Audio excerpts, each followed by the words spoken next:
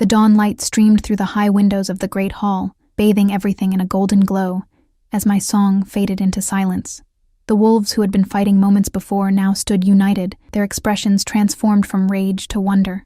I could feel the energy of my voice still humming in the air around us, binding us together in ways I was only beginning to understand. Alaric's hand remained firmly clasped in mine, warm and steady. His storm-gray eyes hadn't left my face since I'd begun singing, as if I were some rare celestial event he feared might vanish if he looked away.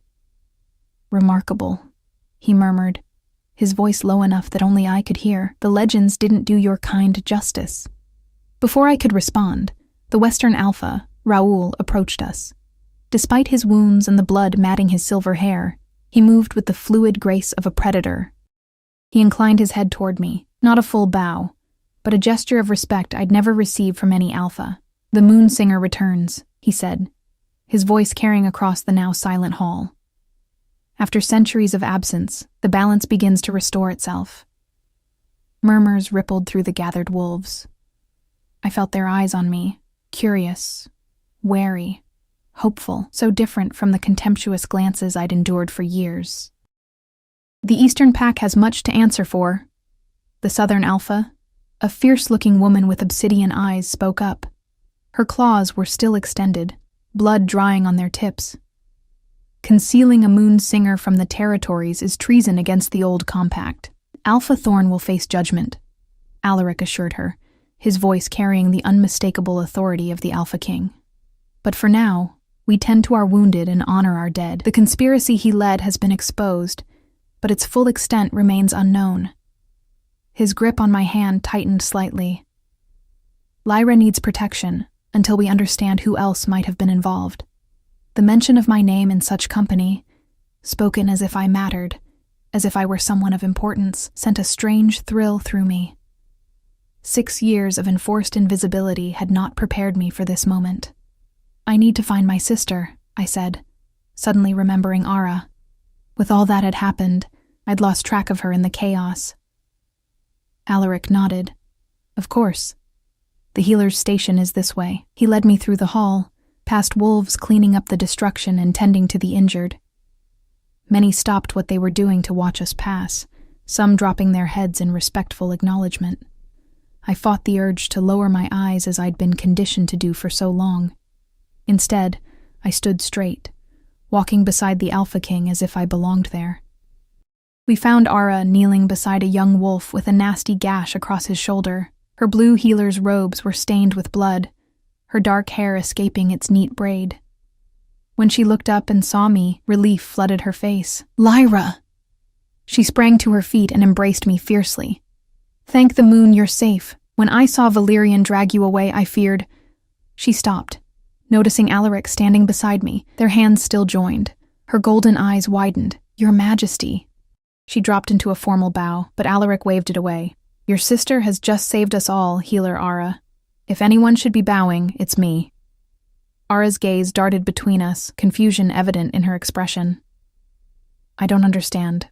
What happened?" "Your sister is a moon singer," Alaric said simply, as if those words explained everything. And perhaps they did, because Ara's expression shifted from confusion to something like resigned understanding. "Grandmother was right," she whispered, more to herself than to us. "She said it would emerge when most needed." I stared at my sister, the implications of her words sinking in. "You knew?" The question came out sharper than I'd intended. Ara winced. "Not exactly. Grandmother never spoke plainly about it. But she made me promise to keep you safe, to ensure you weren't completely isolated after your rejection." She reached out to touch the pendant at my throat. "And to make sure you wore this at the gathering of the 5 packs. The rejection was part of it, wasn't it?" I asked, the pieces falling into place, a way to hide me in plain sight. Ara nodded slowly. "I think so. Grandmother said sometimes one must step into darkness before finding one's true light." Her eyes filled with tears. "I'm sorry, Lyra. I didn't know what it all meant, but I trusted her wisdom. I wanted to be angry. 6 years of living as an outcast, of enduring whispers and cruel glances, of existing on the periphery of my own life. But looking at my sister's face, I couldn't summon the rage. She had been as much a pawn in this game as I had been. "It's done," I said finally. "But no more secrets between us, Ara. Promise me." "I promise," she whispered, squeezing my hand. A commotion near the entrance of the great hall drew our attention. 4 warriors from the northern pack entered, dragging between them the unconscious form of Beta Valerian. "Your Majesty," one called to Alaric, "we found him collapsed outside your sanctuary. He's alive but unresponsive." Alaric glanced at me, one eyebrow raised in silent question. "I sang to defend myself," I admitted. "He was trying to break down the door. Said Alpha Thorn had ordered me brought back dead or alive." The Alpha King's expression darkened. "Take him to the holding cells," he ordered his warriors. "Post guards. When he wakes, I want to know who else was involved in this conspiracy." As the warriors dragged Valerian away, Alaric turned to Ara. "Your sister will need her things brought from the Eastern Territory. Can you arrange this?" Ara hesitated, her loyalty to our pack warring with the knight's revelations. "Alpha Thorn will not allow it," she said finally. "Our cabin and everything in it will be considered forfeit now that we're—" She trailed off, uncertain how to define our new status. "Under the protection of the Northern Pack," Alaric finished for her. "And soon, I suspect, all 5 territories." He thought for a moment. "I'll send my most trusted warriors with you. They'll ensure you can retrieve what you need safely." A young Beta approached us, bowing deeply. "Your Majesty, the other Alphas request your presence in the council chamber. They say it's urgent." Alaric nodded, then turned to me. "Will you join us, Lyra? A moon singer has not sat in council for centuries, but if we're to restore the old ways, there's no better time to start." The request took me by surprise. 6 years of conditioning made me want to refuse, to retreat to the shadows where rejected Omegas belonged. But the warmth of the pendant against my skin and the memory of my grandmother's words gave me courage. "Yes," I said, standing taller. "I'll join you." The council chamber was smaller than the great hall, but no less impressive. A circular table of polished oak dominated the space, 5 ornate chairs positioned around it. Ancient tapestries depicting the history of the wolf kind hung on the stone walls, their colors still vibrant despite the passage of centuries. The 4 other Alphas were already seated when we entered. They rose as Alaric led me into the chamber, their expressions ranging from curiosity to outright suspicion. "A moon singer in council," the Forest Alpha said, his ancient voice crackling like dry leaves. "I never thought I'd live to see the day." "Is this wise, Alaric?" the Southern Alpha questioned, her obsidian eyes fixed on me. "We know nothing of this Omega except that she was rejected by her own pack." "I know enough," Alaric replied firmly. "I've heard her sing. I've seen her stop a battle with nothing but her voice, and I've witnessed her courage firsthand." He pulled out the chair to his right, the traditional place of the highest advisor. "Lyra Moonshade has earned her place at this table." I sat, trying to appear more confident than I felt. The weight of centuries seemed to press down on me as I took my place in a tradition I'd only just learned existed. The conspiracy runs deeper than we thought. The Western Alpha, Raoul, began without preamble. "Our interrogation of the captured rogues revealed they were paid handsomely to attack tonight, not by Southern leaders as we assumed, but by wolves from within our own territories." "Alpha Thorn's work," the Southern Alpha growled. "Not alone," Raoul countered. "The rogues received their payment from representatives of all 5 packs." A heavy silence fell over the chamber as the implications sank in. Traitors in every territory, working together to maintain the division of the packs. "For generations," the Forest Alpha said slowly, "certain families have benefited from keeping the territories separate. Trade agreements that enrich the few, marriage alliances that consolidate power, border disputes that distract from internal corruption, and suppression of the moon singers to ensure no voice could unite us." Alaric added, his storm-gray eyes meeting mine. "I found my voice at last. Alpha Thorn said the Eastern Pack has controlled my bloodline for generations, keeping us weak, hidden, but useful." The words still burned with betrayal. "My grandmother was rejected too, and her mother before her. A systematic breeding program," the Southern Alpha said bluntly. "Selecting for weaker traits, diluting the bloodline while keeping it intact enough to be useful for minor enchantments and healings." The clinical way she described it made my skin crawl, but I couldn't deny the truth of it. How many of my ancestors had lived and died never knowing their true heritage, their true power. And yet, despite their efforts, the bloodline remained strong enough to produce you, Alaric said softly. His hand found mine under the table, a private gesture of support. The Forest Alpha leaned forward, his ancient eyes studying me intently. Sing for us, child, not to enchant, but to prove. The true voice of a moon singer carries a distinctive resonance that cannot be faked. I hesitated, glancing at Alaric. He nodded encouragingly. Taking a deep breath, I began to sing. Not the ancient power that had felled Valerian or the unifying call that had stopped the battle, but a simple melody my grandmother had taught me as a child, a song about the moon's journey across the night sky, watching over all wolves regardless of territory or rank. The notes filled the chamber, pure and clear. I kept the power reined in, letting them hear my natural voice without the enchantment that had so frightened Alpha Thorn. When I finished, the Forest Alpha nodded, satisfaction evident in his wizened face. It is as I suspected, not just any moon singer, but one of the royal line. The crescent mark behind her ear isn't a rejection scar at all, but a birthmark, the sign of the first singer. I reached up to touch the mark I'd spent years hiding beneath my hair. But Alpha Thorn gave me this mark during the rejection ceremony. I remember the ritual, the pain. A clever deception, the Forest Alpha said. The mark was already there from birth. The ceremony merely provided an explanation for what could not be hidden, turning your greatest identifier into a mark of shame. I felt as if the ground beneath me had shifted once again. Everything I thought I knew about myself, even the mark I'd hated for so long, was being rewritten. Then what happens now? I asked, looking around at the gathered alphas. What does all this mean for the territories? For me? It means, Alaric said, his voice firm with conviction, that the time has come to fulfill the ancient prophecy. 5 fingers of one hand, 5 streams of one river, just as you sang. The territories will unite once more, with the Alpha King and the Moon Singer leading together as in the days of old. He rose from his chair, and the other alphas followed suit. But first, we must root out the conspiracy that has kept us divided for centuries. Every traitor, in every pack, must be exposed and brought to justice. His storm-gray eyes met mine, intense and determined.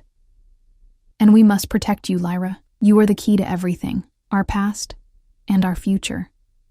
As I looked around at the faces of the most powerful wolves in the territories, I realized just how dramatically my life had changed in the span of a single night. From rejected Omega to legendary Moonsinger, from invisible to essential. The pendant seemed to pulse against my skin, as if affirming this new path stretching before me. Whatever came next, I would face it standing tall, my voice unsilenced, my power unbound. The reign of the Alpha King and the Moonsinger had begun. The council meeting continued late into the night. Maps were brought out, oaths were renewed, and plans were made to investigate every territory for conspirators. Through it all, I tried to absorb as much as I could about the politics and histories of the packs, knowledge that had been deliberately kept from me during my years of rejection. The first singer was named Arya Moonshade, the Forest Alpha explained as the night deepened. His ancient voice carried the weight of oral histories passed down through generations. She united the scattered wolf clans under the first Alpha King, Darius Blackthorn. Together, they created the great covenant that bound our kind in harmony with each other and the land. The similarity between those ancient names and ours, Lyra and Alaric, wasn't lost on anyone in the chamber. Destiny had a strange way of weaving its patterns through time. How did it end? I asked. If the Union was so powerful, why did the territories divide? A shadow crossed the old wolf's face. Betrayal, greed, the eternal weaknesses of our kind. When the last recognized Moonsinger died 3 centuries ago, certain powerful families seized the opportunity to fragment the kingdom, each carving out their own territory and establishing new hierarchies that benefited them. And the Moonshade line? Alaric prompted. Hunted nearly to extinction, the Forest Alpha replied grimly. Those who survived went into hiding, their abilities suppressed, their knowledge fragmented. The Eastern Pack's role in controlling the remnants of the bloodline began about 2 centuries ago, when they discovered a moonshade Omega living on their borders. I thought of my grandmother, of her quiet strength, and the secret knowledge she'd passed to me in fragments. How many generations had lived and died with their power locked away, their heritage reduced to whispered stories and hidden symbols. By the time the council adjourned, the first light of dawn was breaking over the mountains. Alaric rose from his chair, his expression solemn but determined. "We have much work ahead of us," he announced to the gathered alphas. "But for now, rest. We reconvene at midday to begin implementing our plans." As the others filed out, he turned to me. Up close, I could see the exhaustion lining his face, the dried blood still clinging to his skin from the battles he'd fought. "You should rest too," I told him, concern softening my voice. A half-smile curved his lips. "As should you, Moonsinger. It's been quite a night for revelations." He led me from the council chamber through corridors I hadn't seen before. The northern stronghold was vast, carved into the very mountain itself, a labyrinth of passages and chambers that would take months to fully explore. "These will be your quarters," he said, stopping before an ornately carved wooden door. "They belonged to the Moonsingers of old, when they still advised the Alpha Kings." He pushed the door open, revealing a spacious suite that took my breath away. Unlike the stark functionality I was accustomed to, these rooms were beautiful. Tapestries depicting moonlit forests adorned the walls, and a large circular window of stained glass dominated one wall, designed to catch the light of the moon at its zenith.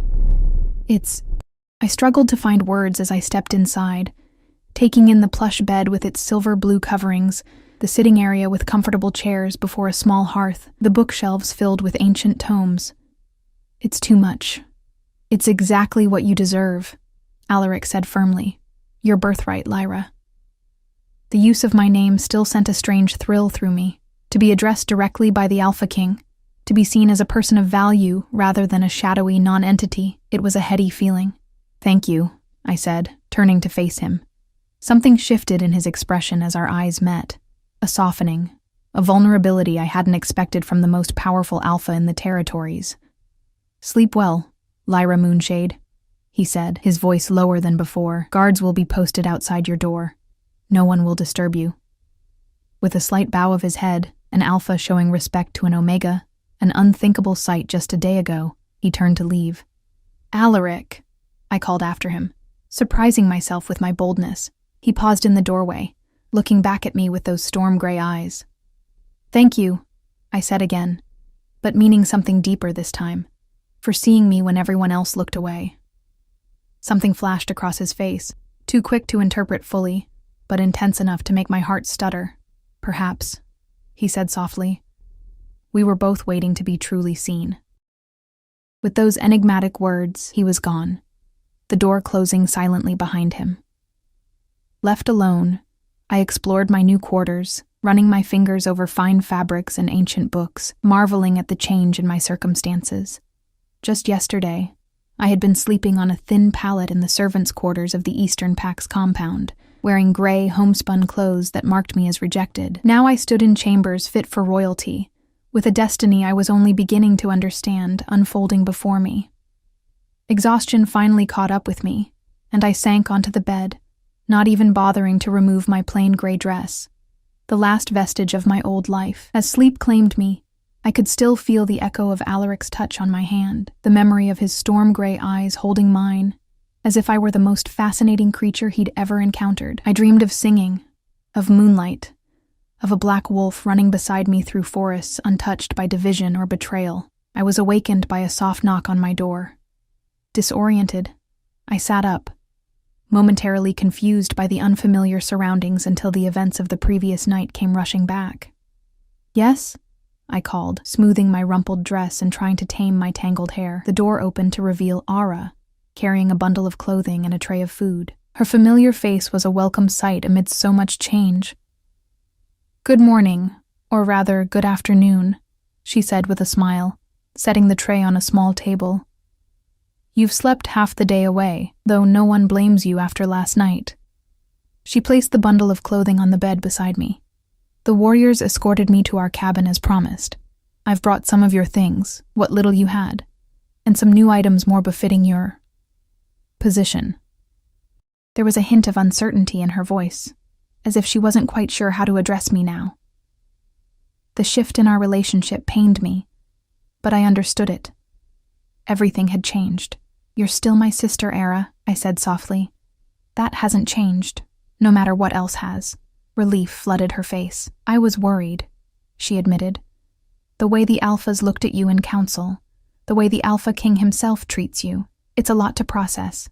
For me too," I assured her, examining the clothes she'd brought. Among my few familiar possessions were several new garments, a flowing dress of silver blue silk, a finely woven cloak with a clasp shaped like a crescent moon, soft leather boots embroidered with tiny stars. "Where did these come from?" I asked, running my fingers over the exquisite craftsmanship. "The Alpha King ordered them prepared for you," Ara explained. Apparently, there were traditional garments for Moonsingers stored away all these centuries, waiting for the bloodline to re-emerge. The thought of Alaric thinking of such details while managing a political crisis and the aftermath of an attack warmed something deep inside me. "He's called another council meeting," Ara continued. "They're waiting for you before they begin." A flutter of nervousness passed through me. "They're waiting for me? Why?" "Because you're the Moonsinger," Ara said simply, as if it were the most obvious thing in the world. "And because they've just received news from the borders. Scouts report movement from all territories, warriors gathering, positions being fortified. War," I whispered, the food Ara had brought suddenly forgotten. "Not yet," she said grimly. "But the conspirators won't surrender their power easily. Alpha Thorn may be imprisoned, but his allies remain free, and they control significant forces in all 5 territories." The weight of responsibility settled over me like a physical burden. My emergence as a Moonsinger had triggered this crisis, or perhaps merely accelerated a conflict that had been brewing for generations. "I'll dress quickly," I said, rising from the bed with newfound determination. "Will you help me?" With Ara's assistance, I transformed from the rejected Omega in her gray dress to something out of legend. The silver blue silk flowed around my body like water, the fabric light yet warm. The cloak settled on my shoulders as if made for me, which, in a sense, it had been, crafted for a role I was born to fill. My grandmother's pendant remained at my throat, now complemented by the fine clothing rather than standing out against homespun gray. Ara stepped back, her eyes widening as she took in the complete effect. "You look," she began, then shook her head, seemingly at a loss for words. "Different?" I suggested. "Like yourself," she corrected. "Your true self." Before we left, I paused at the circular stained glass window, studying my reflection in the colored panes. The woman who looked back at me was both familiar and strange, my features, but framed by the trappings of power and purpose I'd never imagined for myself. The crescent mark behind my ear, visible now that I'd styled my hair to show rather than hide it, seemed to gleam in the afternoon light. Not a mark of rejection, but a sign of my lineage, not a curse, but a birthright. The guards outside my door, 2 imposing northern warriors, straightened to attention as we emerged. One stepped forward, bowing his head slightly. "Moonsinger," he said, the title still strange to my ears. "I'll escort you to the council chamber." The corridors were busy with activity, warriors drilling, messengers rushing back and forth, servants repairing damage from the previous night's attack. All paused as I passed, heads bowing in respect, or eyes widening in curiosity. Word had clearly spread throughout the stronghold about what I was. The council chamber doors stood open when we arrived. Inside, the atmosphere was tense. The 4 Alphas and Alaric gathered around the circular table, examining maps spread across its surface. Alaric looked up as I entered, and for a moment, everything else in the room seemed to fade away. His eyes widened slightly as he took in my transformed appearance, a flash of something primal and appreciative crossing his face before he schooled his expression back to regal composure. "Lyra," he said, my name a welcome on his lips. "We've been waiting for you." As I moved to take my place at the table, I noticed the chair to Alaric's right had been replaced. Where before there had been 5 identical chairs around the table, now the one reserved for me was different. Carved with crescents and stars, inlaid with silver that caught the light. The Moonsinger's seat, restored to its rightful place in council. We've received reports from all borders. Raoul, the Western Alpha, began without preamble as I sat down. Forces are mobilizing in every territory. Alpha Thorn's loyalists are calling for his release and denouncing the Northern Pack for kidnapping their Omega. They spin quite a tale, the Southern Alpha added, her obsidian eyes flashing with anger. According to their messengers, the Alpha King has stolen a simple rejected Omega with dangerous unnatural abilities. No mention of Moonsingers or ancient bloodlines. They're controlling the narrative, Alaric said grimly. Most wolves in the outer territories know nothing of Moonsingers or the Old Covenant. They'll see this as northern aggression, an attempt to seize power.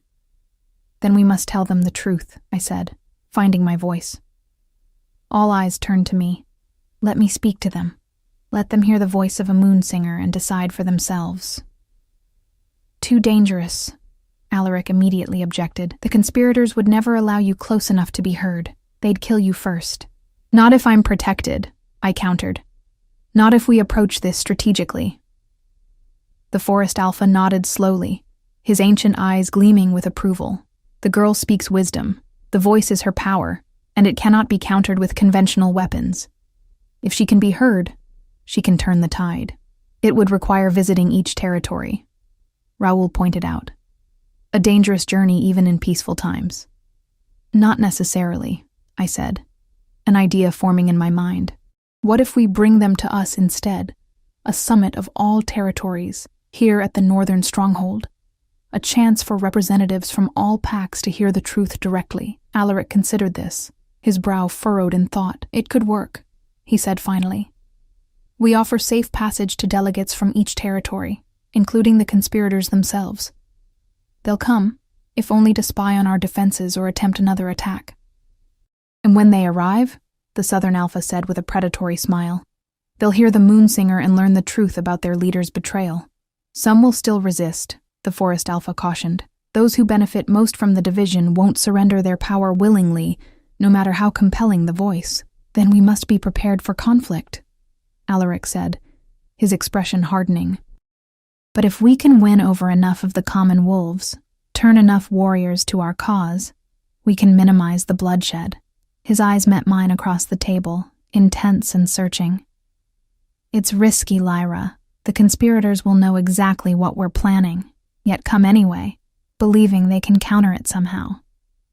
Which means they believe they have a way to neutralize a Moonsinger, I realized aloud, a chill running down my spine.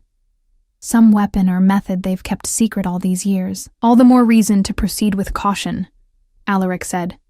If we do this, you must be protected at all costs. You are the key to everything, Lyra. The way he said it, with such certainty, such conviction, made something inside me both expand and constrict simultaneously. The burden of such importance was overwhelming, yet the faith he placed in me was empowering. I understand the risks, I said, meeting his gaze steadily, but I also understand what's at stake. The territories have been divided too long. If my voice can heal that breach, I must try.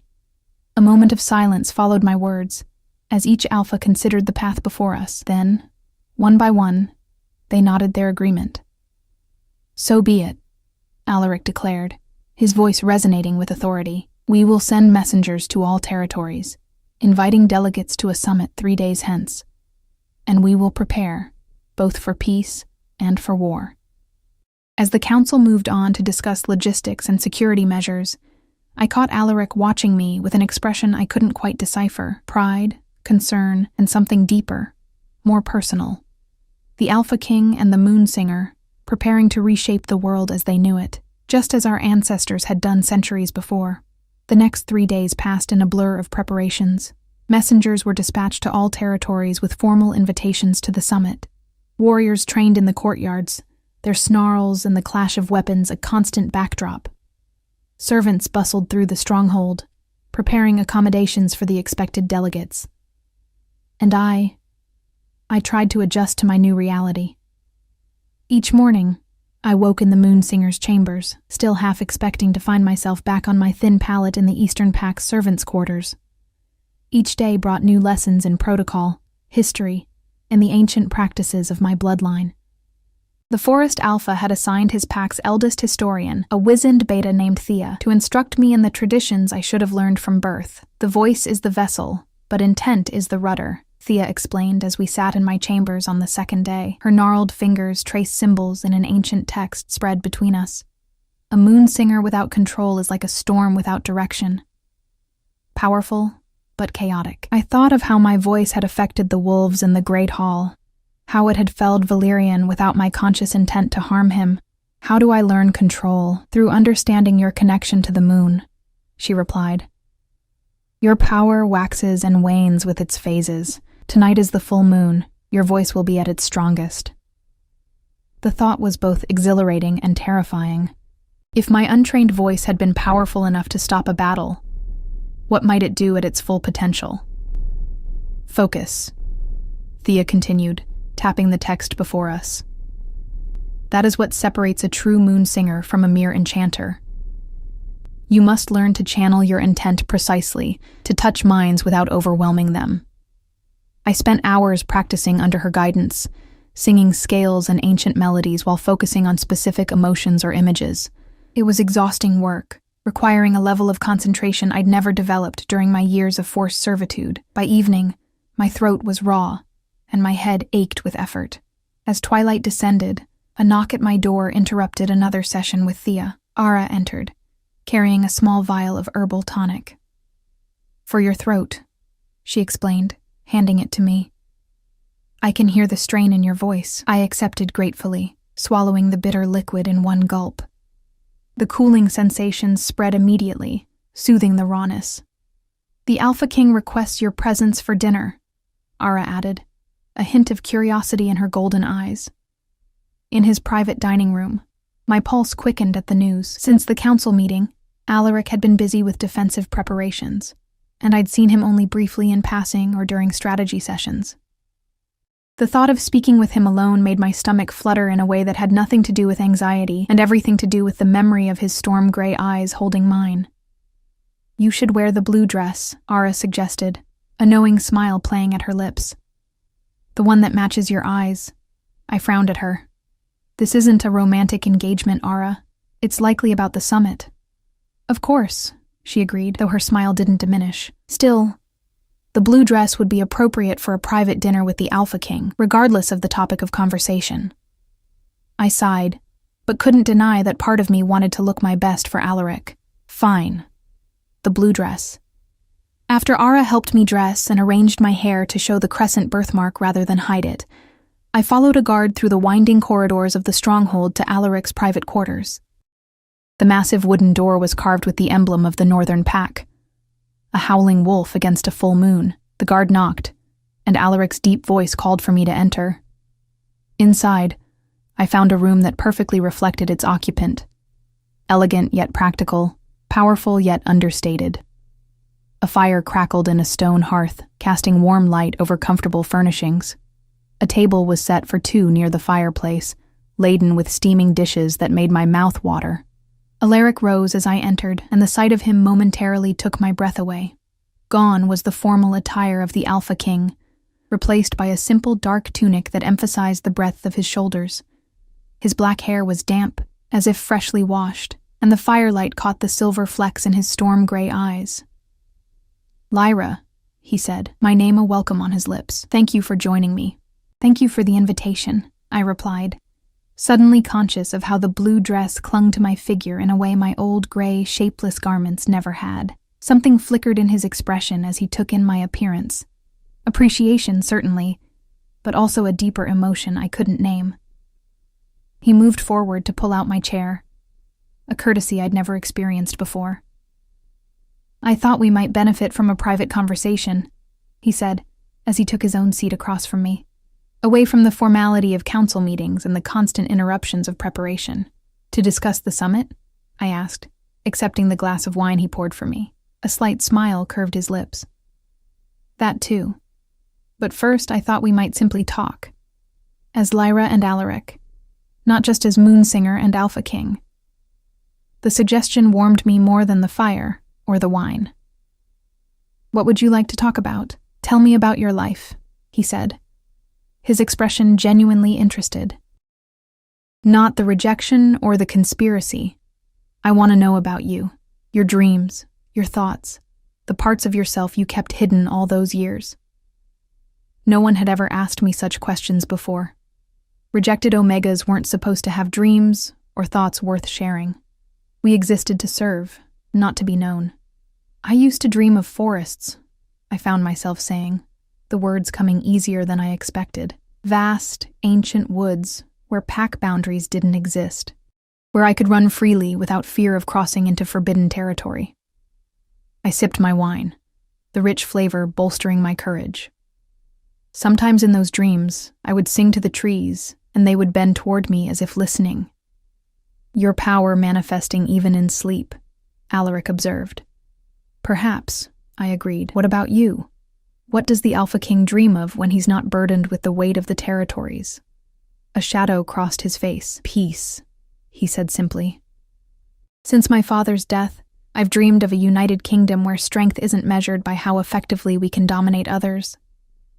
He met my gaze, vulnerability showing beneath his usual composure. "It's why I never took a mate, despite the political advantages it would have brought. I couldn't bear to forge an alliance that would only reinforce the divisions I hoped to heal." The admission surprised me. Alaric's reluctance to mate was well known throughout the territories, but I'd always assumed it stemmed from political caution or personal preference, not from such a profound vision. "And now?" I asked softly. "Do you still dream of unity?" "More than ever," he replied, his eyes never leaving mine. "But now it seems possible in a way it never did before. Because of you, Lyra."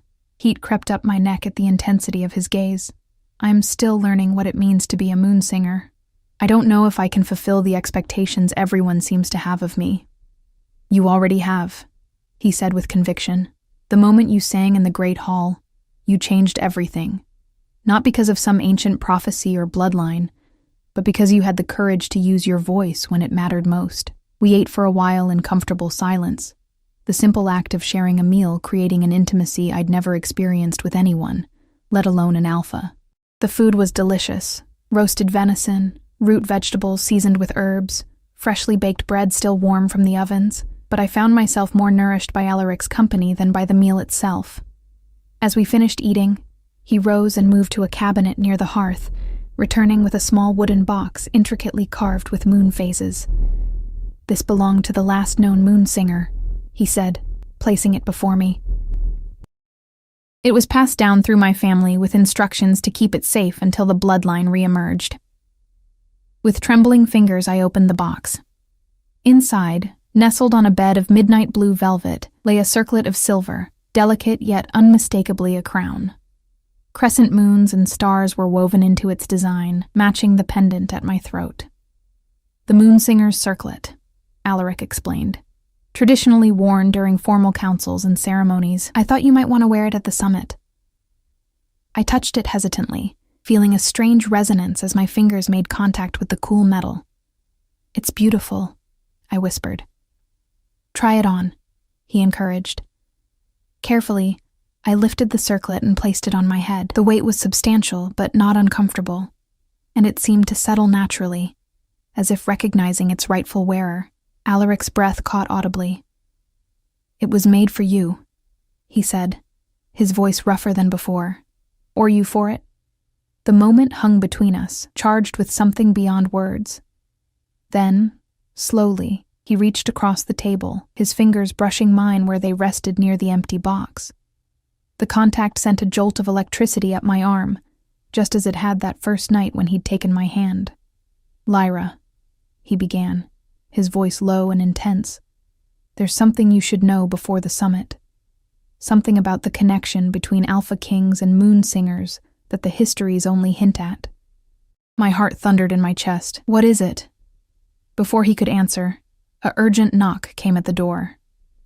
Alaric's expression darkened with frustration as he called for the visitor to enter. A warrior burst in, his face grim. "Your Majesty, forgive the interruption. We've captured spies at the eastern perimeter. wolves from Alpha Thorn's inner circle attempting to infiltrate the stronghold. Alaric was on his feet instantly, the intimate moment shattered. Were they alone? No, sire. Scouts report a force gathering in the eastern forests. It seems they're not waiting for the summit to make their move. Alaric's jaw tightened. Assemble the war council immediately. He turned to me, regret evident in his eyes. Lyra. I'll come with you, I said, rising from my chair, the circlet still on my brow. If there's to be conflict, the Moonsinger should be present. Pride flashed across his face, briefly replacing the regret. Yes, he agreed. The Moonsinger should be present. As we hurried through the corridors toward the council chamber, the stronghold buzzing with activity around us, I felt the weight of the circlet as a physical reminder of my new role. Whatever Alaric had been about to tell me about the connection between our lineages would have to wait. War was coming to our door, and I would need every ounce of my newly discovered power to face it. The war council was already assembled when we arrived. The 4 alphas, their top warriors, and several of Alaric's most trusted advisors. All eyes turned to us as we entered, many widening at the sight of the circlet on my head. The Eastern Pack moves against us, Alaric announced without preamble, striding to the map table at the center of the room. What do we know of their numbers and position? At least 60 warriors at the forest edge, reported a scarred beta with the Northern Pack's insignia on his shoulder. More gathering behind them. They've brought silver weapons. A murmur ran through the assembled wolves. Silver couldn't kill our kind, but wounds from silver weapons healed slowly, painfully, leaving us vulnerable in battle. They know traditional weapons won't be enough against a Moonsinger, the Southern Alpha observed, her obsidian eyes meeting mine. They mean to neutralize you before you can use your voice. The prisoners, Alaric said sharply. What have they revealed? Nothing yet, the beta reported. They refuse to speak, even under duress. I stepped forward, an idea forming. Let me try, I said, not with force, but with my voice. Alaric frowned. You've had little training, and using your power in such a targeted way is exactly what I've been practicing, I finished for him, straightening my shoulders beneath the weight of the circlet. Let me try, Alaric. After a moment of consideration, he nodded. Bring the prisoners to the small council chamber, he ordered. We'll question them there. The spies, 3 betas from Alpha Thorn's personal guard, were brought in chains to the smaller, more secure chamber adjacent to the main council room.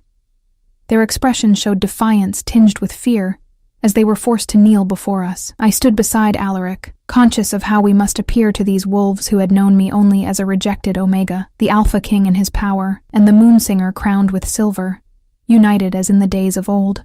You know why you're here, Alaric addressed the prisoners, his voice cold with authority. Speak truly of Alpha Thorn's plans, and you may yet live to see the new era dawn. The leader of the 3, a burly beta with a scar bisecting his left eye, spat on the floor. We recognize no authority but Alpha Thorn's. The Northern Pack has no right to interfere in Eastern affairs or to kidnap our Omega. I wasn't kidnapped, I said calmly. I am here by choice, reclaiming my birthright as a Moonsinger, the beta sneered. A rejected Omega playing dress-up in ancient regalia. Your voice may have some unnatural power, but it won't save you or the Alpha King when our forces— He stopped abruptly. Realizing he'd said too much, I stepped closer, my heart pounding but my resolve firm. What are your forces planning? I asked. And as I spoke, I let my voice carry the melody Thea had taught me earlier, the tone of truth-seeking, designed to open minds rather than overwhelm them. The beta's expression flickered, his eyes growing unfocused as my voice washed over him. I maintained the melody, weaving it gently around the 3 prisoners. Tell me, I said, the words flowing into the song. What does Alpha Thorn plan? An attack at moonrise, the beta replied, his voice distant, as if speaking from a trance. The Eastern forces are to engage the Northern guards at the main gate, while a smaller unit infiltrates through the Western Passage. What Western Passage? Alaric demanded, looking to his warriors. The old mining tunnel, one replied grimly. It was sealed decades ago, but if they've found it. Alpha Thorn knows all the secrets of the Northern stronghold, the beta continued, still caught in the influence of my voice. He has studied it for years, preparing for this moment. And what is the purpose of the attack? I pressed. maintaining the melody despite the strain in my throat. Why not wait for the summit? The moon singer must not speak at the summit, the beta said, his glazed eyes fixed on some middle distance. Her power grows with the full moon. Tonight she must be silenced before the 5 territories hear her voice. A chill ran through me at his words. How do they plan to silence me? The beta's eyes suddenly cleared, resistance returning as he fought against my influence. I strengthened the melody, focusing my intent as Thea had taught me. The silver collar, he gasped, struggling against both my voice and his own compulsion to answer, forged from the same ore as the ancient bindings.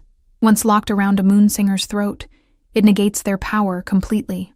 The revelation sent a wave of murmurs through the assembled wolves. Alaric's expression darkened to something dangerous. "Where is this collar now?" he demanded. "With Alpha Thorn's second," the beta replied, sweat beading on his brow as he continued to fight my influence. "She leads the infiltration team. They have orders to capture the moon singer alive if possible, to kill her if necessary." I let my voice fade, the melody dissipating as I processed this information. A silver collar that could negate my power. Another piece of my heritage that had been twisted and used against my bloodline. Alaric turned to his warriors. "Secure the western passage. Double the guards at all entrances. No one enters or leaves the stronghold until this threat is neutralized." As the warriors rushed to carry out his orders, he turned to me, concern evident in his storm-gray eyes. "You should return to your chambers, Lyra. With guards. Many guards." I shook my head, the circlet catching the light as I moved. "No, if they're coming for me, I won't hide. I'll stand with you and the pack. This isn't about courage," he argued, his voice lowering as he stepped closer. "It's about protecting what's most precious to our future." His hand reached up, almost touching my cheek before he seemed to remember we weren't alone. "To my future," he added softly. The admission, made in such a critical moment, sent warmth blooming through my chest despite the danger surrounding us. But I stood firm. "The Moonsinger's place is beside the Alpha King," I said, the words feeling ancient on my tongue, as if I were speaking from a memory not my own, in council and in battle. "That's the tradition we're fighting to restore, isn't it?" Something shifted in his expression. Pride, admiration, and that deeper emotion I still couldn't name but increasingly hoped might be something more personal than political alliance. "So it is," he agreed finally, "but you'll stay with me at all times, and at the first sign of that silver collar, you retreat to safety. Promise me, Lyra." "I promise," I said, though we both knew such promises were easy to make and harder to keep in the chaos of battle. As we left the chamber to prepare for the coming attack, Alaric's hand found mine, squeezing it briefly but firmly. In that gesture was everything he couldn't say aloud: concern, determination, and something that felt remarkably like the beginning of love. The full moon was rising, and with it, my power would reach its peak. The question that hung between us, unspoken but pressing: would it be enough to face what was coming? The full moon rose over the northern stronghold, bathing the stone walls in silver light. I stood beside Alaric on the eastern rampart, watching as torches flickered to life in the forest beyond. The eastern pack was making no attempt to hide their presence, a deliberate show of force meant to intimidate. I touched the circlet on my brow, drawing strength from its weight and what it represented. The pendant at my throat seemed to pulse with the moonlight, warming against my skin as if awakening to its power. "They'll attack from multiple points," Alaric said, his voice low as he surveyed the gathering forces. "The eastern approach is a diversion. Their main thrust will come through the western passage." "And the silver collar?" I asked, unable to keep the tremor from my voice. The thought of having my newly discovered power stripped away, of being silenced again after finally finding my voice, chilled me to the bone. "My best warriors guard the western passage," he assured me. "And I've stationed Era and the healers in a secure chamber far from any potential fighting. Your sister will be safe." His thoughtfulness touched me deeply. Even in the midst of preparing for battle, he had considered my personal concerns. "Thank you," I said softly. His storm-gray eyes met mine, intense in the moonlight. "When this is over, Lyra, there's much we need to discuss about the future, about us, My heart quickened at his words. Us? Before he could respond, a howl split the night, the battle cry of the Eastern Pack. It was answered immediately by dozens more, a chorus of challenge that echoed across the valley. It begins, Alaric said grimly. He turned to the northern warriors assembled behind us. To your positions. Remember, protect the Moonsinger at all costs. As the warriors dispersed, he turned back to me, something vulnerable flickering across his usually composed features. Stay close to me, he said, his voice rougher than before. Whatever happens, Lyra, stay close. The first wave of attackers reached the outer walls minutes later. They came in half-shifted form, deadly combinations of wolf and human that allowed for both bestial strength and the ability to wield weapons. Silver-tipped spears glinted in the moonlight as they scaled the walls, met by the fierce defense of the northern warriors. Alaric and I moved through the stronghold, directing defenses and rallying fighters. Despite the chaos, I felt strangely calm, as if the rising moon were feeding me not only power, but clarity. My voice, when I called out orders or encouragement, carried a subtle resonance that seemed to strengthen those who heard it. They've breached the lower level, a messenger reported, rushing toward us as we descended from the ramparts. The western passage. Our forces are engaged, but they're pushing through. Alaric's expression darkened. How many? At least 20, Your Majesty, led by a female beta with silver gauntlets. Valera, I whispered, recognizing the description. Alpha Thorn's second. She must have the collar. Alaric turned to me, his decision evident in his eyes before he spoke. We need to move you to a more secure position. No, I said firmly. I won't hide while others fight for me. Besides, if they've breached the stronghold, nowhere is truly safe. I touched the pendant at my throat, feeling its warm pulse. The full moon is at its zenith, Alaric. My voice is at its strongest. Let me use it. A battle between alpha instinct and tactical wisdom played out on his face. Finally, he nodded. Stay behind me, he ordered, then added more softly, Please. We hurried toward the western section of the stronghold, the sounds of combat growing louder with each step. As we rounded a corner into a wide corridor, we found ourselves face to face with the fighting. Northern warriors grappled with eastern intruders, the clash of weapons and snarls of rage echoing off the stone walls. And there, in the center of the melee, stood Valera, Alpha Thorn's second and my former tormentor. Her silver gauntlets gleamed as she slashed at a northern fighter, her movements precise and deadly. Around her neck hung a small pouch, its contents obvious from the way she guarded it. The collar. Alaric growled, his body tensing beside me. Valera's head snapped up at his voice, her amber eyes narrowing when she spotted us. A cold smile spread across her face. The Alpha King and his pet singer, she called, her voice carrying even over the battle. How convenient. We'd thought we'd have to hunt you through the entire stronghold. With a gesture of her silver-clad hand, she directed several fighters toward us. Alaric stepped forward to meet them, his body beginning to shift. Bones cracked and reformed as he took on his half-form, still bipedal, but with the increased strength, speed, and deadly claws of his wolf. Stay back, he growled to me, the words distorted by his lengthening jaw. The eastern wolves attacked in a coordinated rush. Alaric met them with ferocious skill, his movements fluid and precise despite the chaos. He was magnificent in battle, every bit the Alpha King the legends described. Powerful, commanding, unstoppable. But even he couldn't fight off 6 opponents at once. As he dispatched one attacker with a slash of his claws, another slipped past his guard, lunging toward me with a silver blade raised high. Instinctively I sang, not a directed melody as Thea had taught me, but a pure note of defensive power. The sound slammed into the attacker like a physical force, throwing him backward into the stone wall with a sickening crack. The fighting around us faltered as my voice echoed through the corridor. Wolves on both sides paused, momentarily transfixed by the sound. Valera recovered first, her eyes widening with a mixture of fear and determination. Take her now, she shouted to her remaining fighters. Before she can sing again, they rushed me from all sides. I drew breath to sing once more, but a heavy body crashed into me from behind, sending me sprawling to the floor. The impact knocked the air from my lungs, silencing me momentarily. "Lyra!" Alaric's roar contained equal parts rage and terror as he fought to reach me, 3 eastern wolves still blocking his path. Rough hands seized my arms, dragging me upright. I struggled against their grip, desperate to free myself, to find my voice again.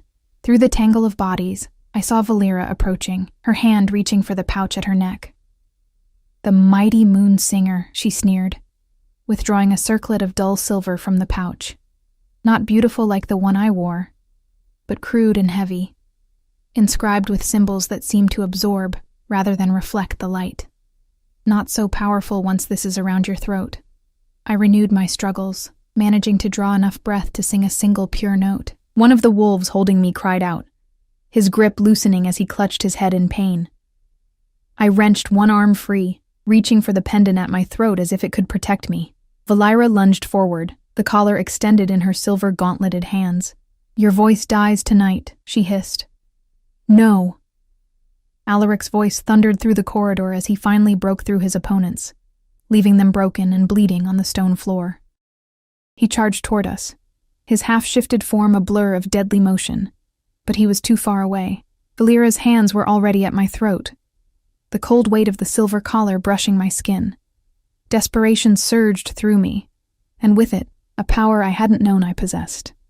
I sang, not with my voice, but with my mind.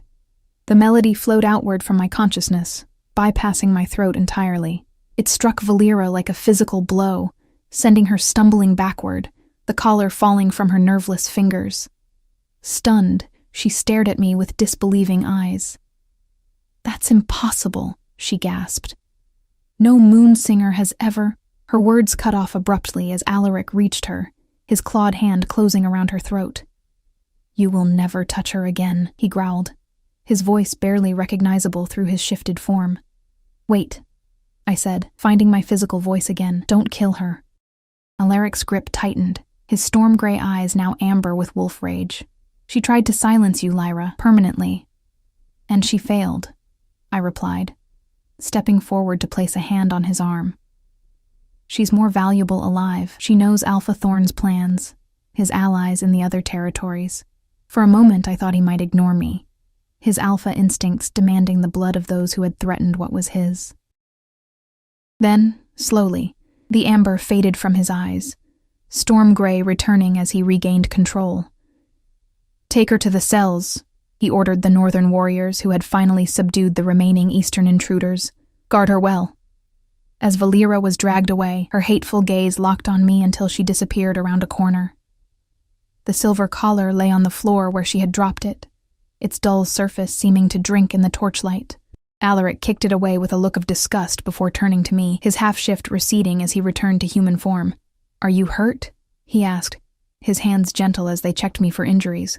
"I'm fine," I assured him, though my heart still raced from the close call. "But what I did, I don't understand how—" "You sang with your mind," he said, wonder evident in his voice.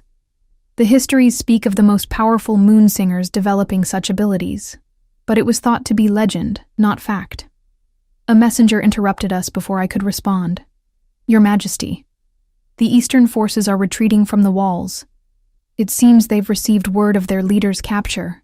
Relief washed through me. The immediate danger was passing, though I knew the larger conflict was far from over.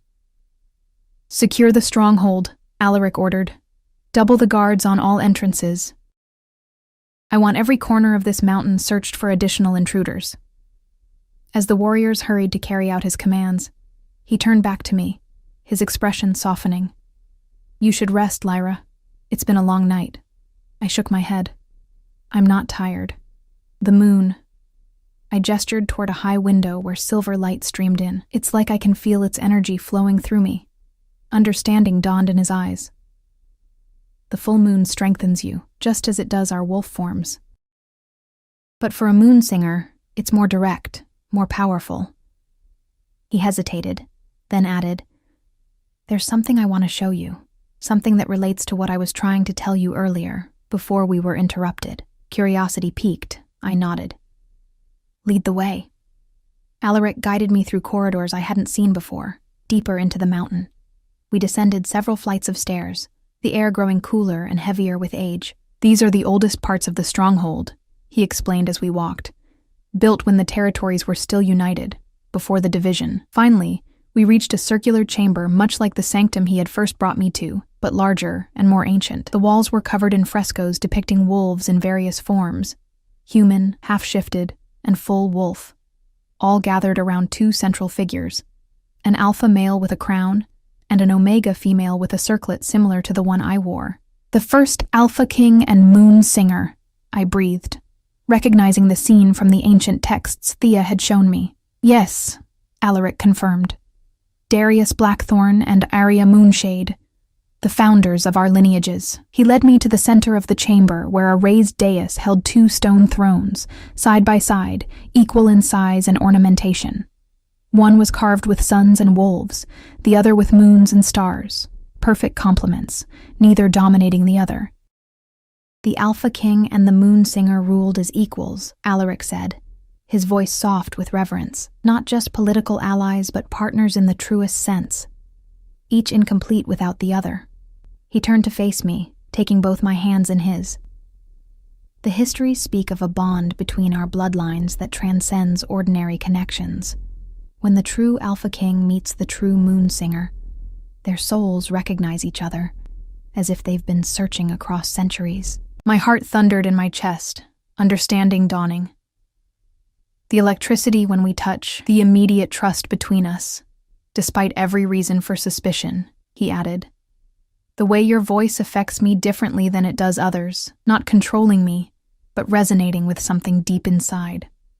He stepped closer, one hand rising to cup my cheek. "I've felt it since the moment you first sang in the Great Hall, Lyra. This pull toward you that defies explanation or resistance." "I felt it too," I admitted, leaning into his touch. Like finding a piece of myself I didn't know was missing. His storm gray eyes searched mine, vulnerability and hope warring with alpha pride. "The legends say that when the Alpha King and Moon Singer join in true partnership, their powers amplify each other's, creating something greater than either alone. Is that what you want?" I asked softly. "A political alliance to strengthen your rule?" A smile, tender and genuine, curved his lips. "What I want, Lyra Moonshade, has nothing to do with politics and everything to do with the way my heart races when you're near, the way your smile makes me forget I'm supposed to be the intimidating Alpha King, the way I can't imagine facing another day without hearing your voice." He took a deep breath, as if gathering courage for his next words. "I'm falling in love with you, Lyra. Not with the Moon Singer, though I respect her power, not with a political ally, though I value your wisdom, but with you, the woman who sang a lullaby in defiance of cruel traditions, who returned to battle rather than flee to safety, who looks at me as if I'm simply Alaric rather than the Alpha King." His confession stole my breath away. 6 years as a rejected Omega had taught me to expect nothing, to hope for nothing. Yet here stood the most powerful Alpha in all the territories, laying his heart bare before me. "I thought such things weren't possible," I whispered. "An Alpha and a rejected Omega." "You were never truly rejected," he reminded me gently. "And I am not just any Alpha, nor you just any Omega. We are the heirs to Darius and Arya, to a bond that unified territories and healed ancient wounds." He stepped even closer, our bodies nearly touching. "Tell me you don't feel it too, Lyra. Tell me I'm alone in this, and I'll never speak of it again." But I couldn't tell him that, because it would have been a lie. From the moment he'd first addressed me directly in the Great Hall, something had awakened between us. Something that had only grown stronger with each passing day. "I feel it," I admitted, my voice barely audible even in the silence of the ancient chamber. "I've never felt anything like it before. It terrifies me and exhilarates me in equal measure." Relief and joy bloomed across his face. Slowly, giving me every chance to pull away, he lowered his head until his lips hovered just above mine. "May I?"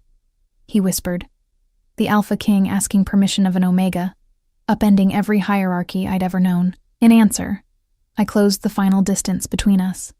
pressing my lips to his. The kiss began gently, almost reverently, but quickly deepened as 6 years of suppressed emotion and centuries of dormant connection ignited between us. His arms encircled me, drawing me against the solid warmth of his chest. My hands found their way to his shoulders, then into his midnight black hair, reveling in the freedom to touch him, to know him in this new way. When we finally parted, both breathless, the chamber around us seemed to glow with a soft light that hadn't been there before. The frescoes on the walls shimmered with renewed color, as if our connection had somehow awakened the ancient magic embedded in the stone itself. "The bond forms," Alaric murmured, his storm-gray eyes wide with wonder, as he gazed around us, then back to me, just as the legends described. I felt it too, a warmth spreading through me that had nothing to do with physical desire, and everything to do with the ancient connection between our bloodlines. It was as if something long broken had finally begun to heal, not just between us but throughout the territories. "What happens now?" I asked, still cradled in his arms. "Tomorrow the summit begins," he replied. "Delegates from all territories will arrive, including those loyal to the conspiracy. They'll expect to find us weakened by tonight's attack, perhaps even to find you silenced by the collar." A smile, fierce and proud, curved his lips. "Instead, they'll find the Alpha King and the Moon Singer united, stronger than ever. They'll hear your voice at the height of its power, with the full moon's energy still flowing through you." His expression grew more serious. "It won't be easy, Lyra. The conspirators won't surrender their power without a fight. There may be more battles, more attempts to silence you." "I know," I said, drawing strength from his nearness. "But we face them together now, as equals, as partners.